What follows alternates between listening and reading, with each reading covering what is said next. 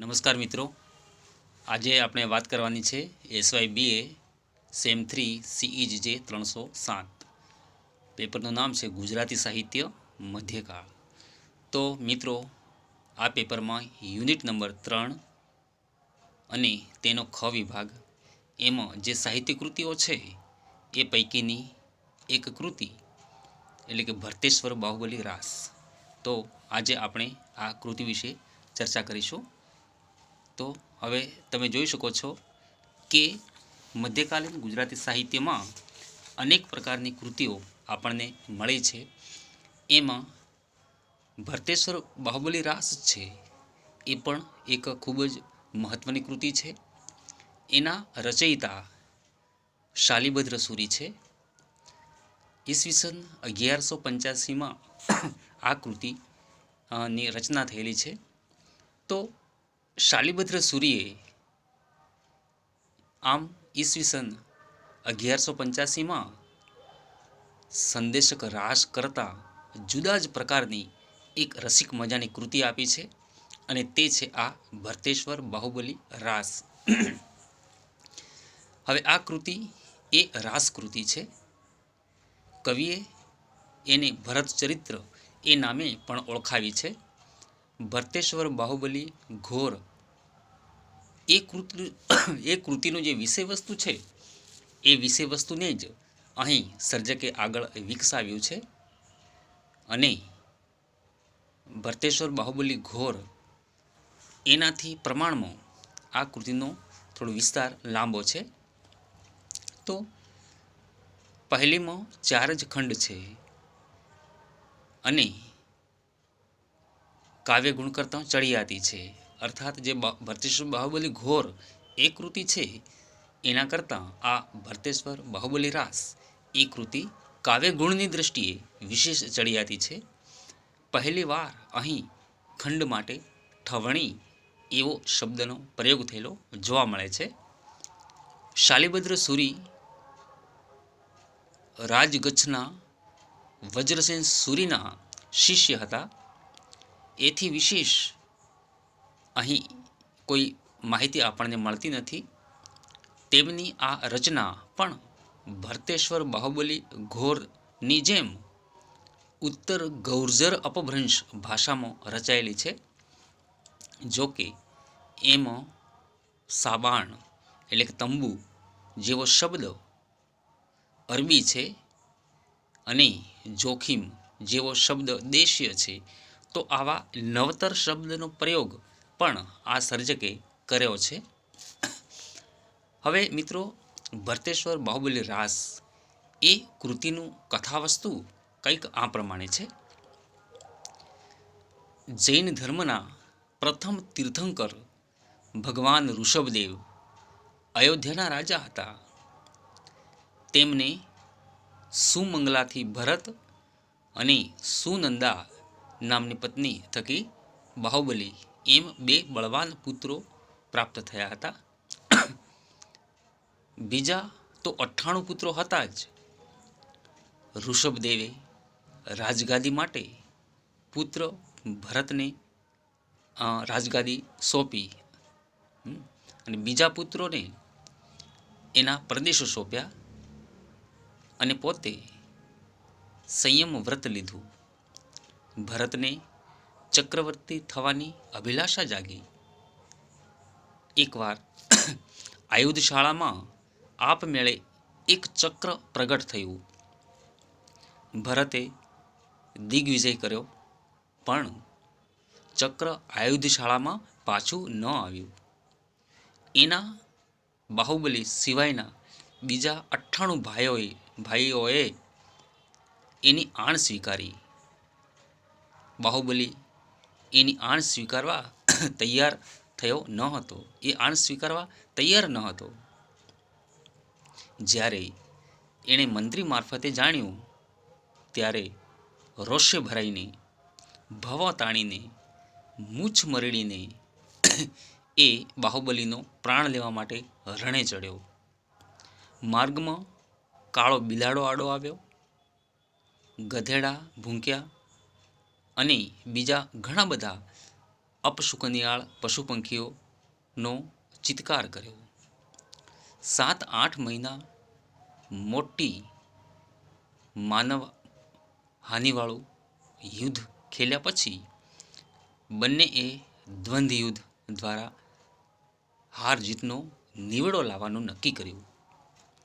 બંને વચ્ચે મુષ્ટિ યુદ્ધ થયું.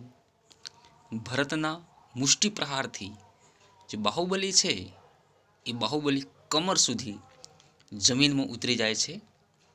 તો બીજી બાજુ બાહુબલીના એક મુષ્ટિ પ્રહારથી ભરત ગળા સુધી જમીનમાં ઉતરી જાય છે અને ક્રોધે ભરાઈ ભરતે એક ચક્ર બાહુબલી ઉપર ફેંક્યું. બાહુબલીએ હાથમાં જ એને ઝીલી લીધું, પકડી લીધું અને ક્રોધે ભરાઈ એના વડે આખા કુળનો નાશ કરવા માટે તે વિચારવા લાગ્યો.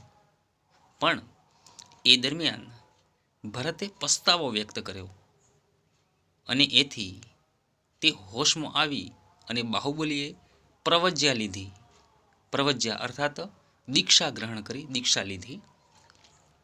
ત્યારબાદ બાહુબલીએ ઉગ્ર તપસ્યા કરી પણ એને કેવળ જ્ઞાન પ્રાપ્ત ન થયું.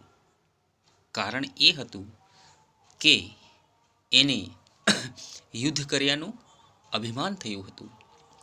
એ વખતે એની બ્રાહ્મી અને સુંદરી નામની 2 બહેનો હતી. તે એની પાસે આવે છે અને કહે છે કે હે વીરા, ગજ થકી ઉતરો. ગજ હોય ત્યાં કેવળ ન હોય.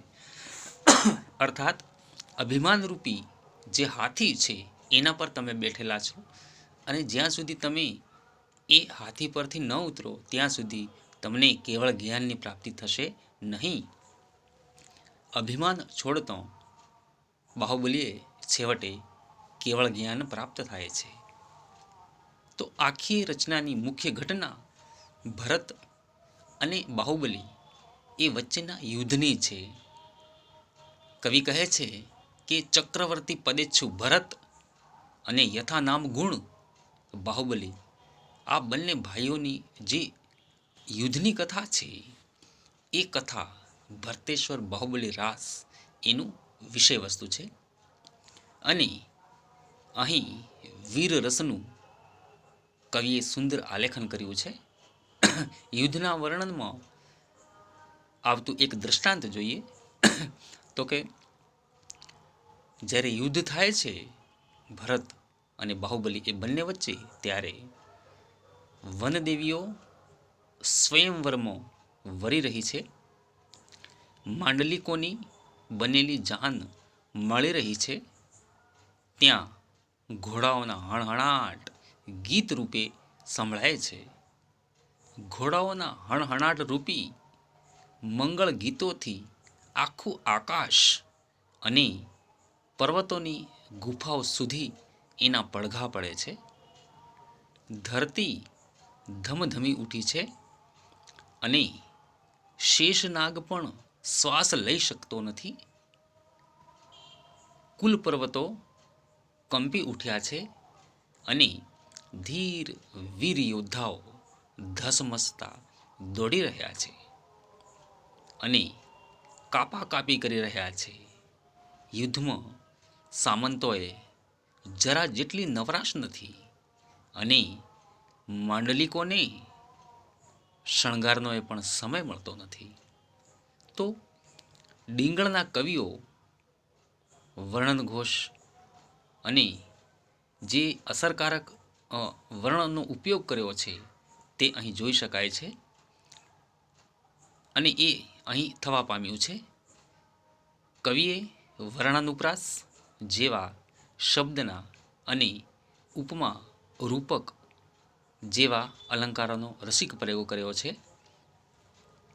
અહીં ભરતની વિજયયાત્રા, ભરતના દૂતનો બાહુબલીના નગરમાં પ્રવેશ અને તે વખતના અપશુકનો, બાહુબલી અને તેનું નગર, ભરતની સેના અને ભરત તથા બાહુબલી બંને વચ્ચેનું યુદ્ધ એ આકર્ષકતાથી ભરપૂર છે.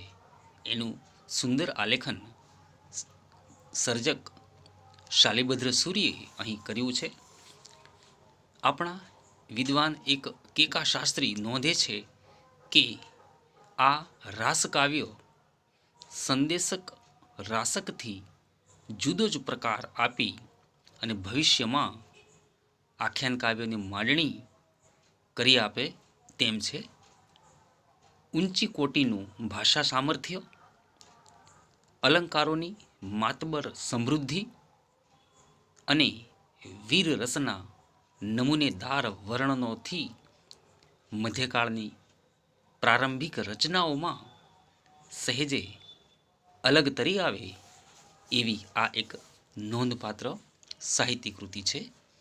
તો વિદ્યાર્થી મિત્રો, આપણી જે ટેક્સ્ટ બુક મધ્યકાલીન ગુજરાતી સાહિત્યનો ઇતિહાસ, તો એની અંદર પણ આ સરસ રીતે એની નોંધ આપી છે અને એનો સંદર્ભ તમે ત્યાં જોઈ શકો છો.